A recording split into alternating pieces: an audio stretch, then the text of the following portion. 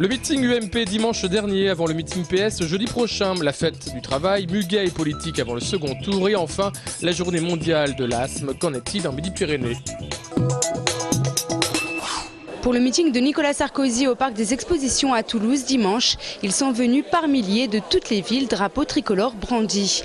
Mais beaucoup n'ont pas pu accéder à la salle et ont dû suivre son discours sur des écrans de retransmission dans le hall d'accueil. On ne peut pas rentrer tellement il y a de monde à l'intérieur et à l'extérieur pareil. Et la chaleur est intenable. Donc. Une déception de ne pas pouvoir rentrer, oui. De ne pas pouvoir acclamer Nicolas Sarkozy.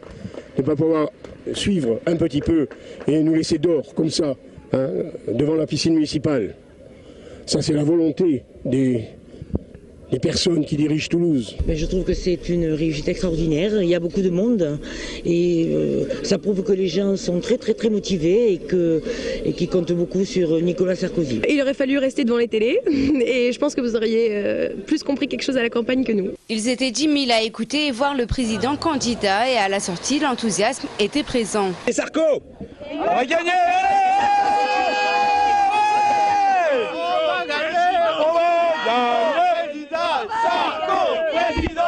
Malgré cette bonne ambiance, des tensions se sont fait sentir avec quelques militants du PS. Jeudi, c'est au tour de François Hollande de tenir son dernier meeting, place du Capitole, à partir de 17 h. Pour la 6e fois de l'histoire, le 1er mai tombe entre les deux tours de l'élection présidentielle. Et pour la 3e fois, c'est un homme de gauche qui arrive en tête du premier tour. En conséquence, le cortège qui s'étire de Saint-Cyprien à la place Jeanne d'Arc est-il animé d'un espoir nouveau? Si je suis là cette année, c'est qu'effectivement, je me sens concerné encore un peu plus cette année. Honnêtement, je ne pense pas que ça change quoi que ce soit. Ces deux candidats, alors évidemment, il y a des différences de valeurs. C'est quoi qu'il en soit des valeurs plus ou moins libéralistes. On espère une victoire de la gauche, donc on peut l'interpréter comme ça en disant qu'il y a un plus cette année. Pour moi, ça ne change strictement rien. La journée du 1er mai, que ce soit pas pour un gouvernement de droite ou de gauche, il fête la même chose, c'est-à-dire le travail. À Toulouse, ce 1er mai n'est pas apparu plus politisé que l'an passé, et que les comptes soient dans le rouge ou pas, les valeurs sûres étaient au rendez-vous. C'est combien le muguet cette année, s'il vous plaît? 3 € et 5 € avec une rose. Pas de rabais sur le muguet et pas de changement non plus pour l'estimation du nombre de participants. 10 000 selon la police et 40 000 selon les syndicats, soit 6 fois plus dans les deux cas qu'en 2011. Le 1er mai, fête du travail, est aussi le moment choisi par ceux qui risquent de le perdre pour faire entendre leur voix. Dans le cortège, les Frisquels poursuivent leur combat avec un espoir neuf. Alors la mobilisation continue bien sûr, et surtout avec un énième report de la fermeture annoncé, puisque aux dernières nouvelles on devait fermer en juin, et maintenant grâce à une grosse commande, la direction a décidé de repousser à mi-août. Ça renforce la position des salariés qui est de dire non à la fermeture, on veut travailler, il y a du boulot, on ne veut pas partir. Les salariés comptent sur ce gain de temps pour faire avancer un projet de reprise pour sauver 250 des 600 emplois menacés. Dans le cortège, quelques mètres les séparent des salariés de Thales Service. Ils luttent contre un projet de cession de leur activité depuis octobre 2011. On a gagné du temps, c'est clair, puisqu'initialement la cession vue par les directions à la fois côté Thales Service et côté GFI, puisque c'est l'acquéreur, voyait ça comme étant une situation qui allait être pliée en novembre 2011. Aujourd'hui, on est en mai 2012 donc, et c'est toujours pas fait. Nous, on pense qu'on arrivera à atteindre nos objectifs. Sur Toulouse, c'est 160 personnes qui travaillent pour l'essentiel pour un client qui est Airbus. Sur la dernière année, le taux de chômage a augmenté de 8,8% en Midi-Pyrénées contre 6,4% au niveau national. Hier, en fin de matinée, un incendie s'est déclaré en bas des allées Jean Jaurès, au numéro 24. Le 3e et le dernier étage ont été détruits.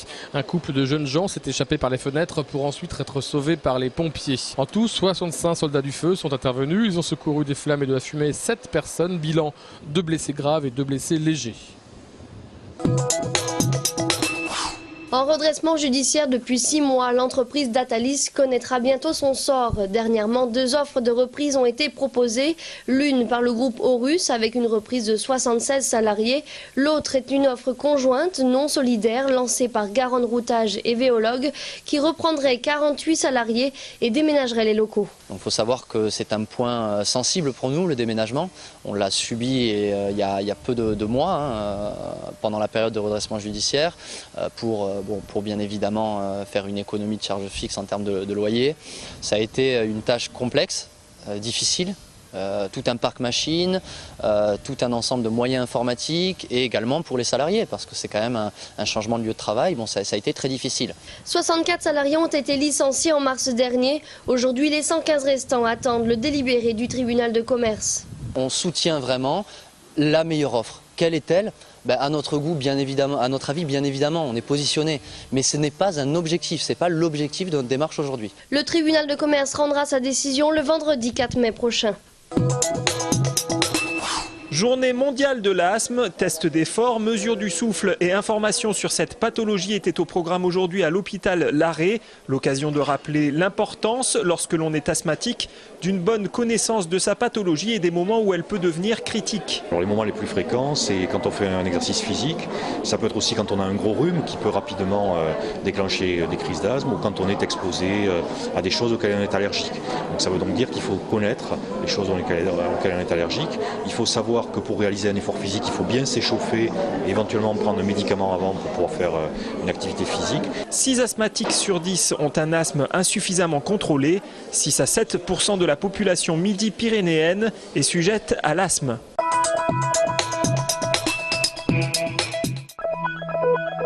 L'image du jour, c'est une tornade à Seyss dimanche dernier, des vents à près de 200 km/h, un phénomène rare en France, filmé par de nombreux amateurs. Une fois n'est pas coutume, le mois de mai est celui de l'image à Toulouse. Depuis hier, le festival de la photographie amateur, ou MAP, est de retour dans la Ville Rose. Pour la 4e édition, pas moins de 450 œuvres, regroupées par thématiques, sont exposées sur les murs. Des clichés répartis dans les lieux emblématiques de la ville, comme sur la place Wilson ou les berges de la Garonne. Centré sur l'importance économique, sociétale et culturelle de la photographie amateur, le MAP est le seul événement dédié aux jeunes talents en France.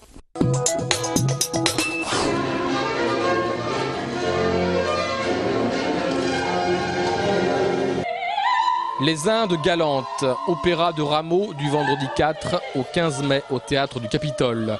Laura Scosi, la metteur en scène, dénue de son monde, puis l'innocence va perdre.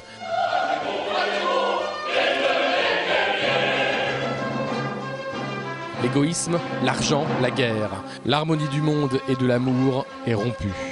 Des décors très présents, une ouverture contemporaine sur le monde avec des réfugiés économiques et des paysans péruviens producteurs de cocaïne.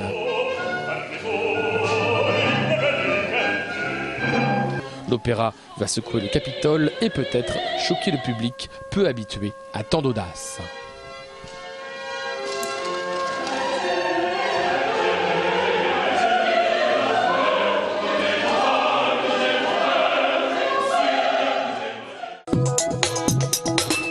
En déplacement à Brest, 18e de Ligue 1, le TFC 7e devra ramener les points pour entretenir l'espoir de jouer en Coupe d'Europe l'an prochain.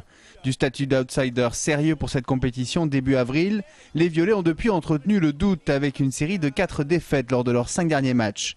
Ce soir, il leur faudra composer sans Dido, Aurier et Machado blessés.